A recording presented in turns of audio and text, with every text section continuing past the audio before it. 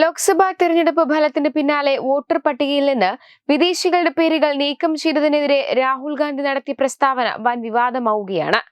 ജയിച്ചാൽ മിണ്ടില്ല, തോറ്റാൽ ഇലക്ഷൻ കമ്മീഷനെ കുറ്റം എന്ന നിലപാടാണ് കോൺഗ്രസിനും രാഹുൽ ഗാന്ധിക്കും ഉള്ളതെന്ന വിമർശനം വ്യാപകമാണ്. തെരഞ്ഞെടുപ്പ് കമ്മീഷനെ നിരന്തരം ചോദ്യം ചെയ്യുകയും അടിസ്ഥാനരഹിതമായ ആരോപണങ്ങൾ ഉന്നയിക്കുകയും ചെയ്യുന്ന രാഹുൽ ഗാന്ധിയുടെ നിലപാടിനെതിരെ ശക്തമായ പ്രതിഷേധമാണ് ഉയരുന്നത്. മഹാരാഷ്ട്ര നിയമസഭാ തെരഞ്ഞെടുപ്പിൽ കൃത്രിമം നടന്നുവെന്ന വോട്ടർ പട്ടികയിൽ ക്രമക്കേടുണ്ടെന്നും രാഹുൽ ഗാന്ധി ആരോപിച്ചിരുന്നു. വോട്ടർ പട്ടികയും CCTV ദൃശ്യങ്ങളും പുറത്തുവിടണമെന്നും അദ്ദേഹം ആവശ്യപ്പെട്ടു. എന്നാൽ രാഹുൽ ഗാന്ധിയുടെ ആരോപണങ്ങൾ തികച്ചും അസംബന്ധമാണെന്നും സ്ഥിരീകരിക്കാത്ത ആരോപണങ്ങളാണെന്നും തെരഞ്ഞെടുപ്പ് കമ്മീഷൻ വ്യക്തമാക്കി. വോട്ടർ പട്ടിക തയ്യാറാക്കുന്നതിലെ കൃത്യതയും തെരഞ്ഞെടുപ്പ് പ്രക്രിയയുടെ സുതാര്യതയും കമ്മീഷൻ വിശദീകരിച്ചു.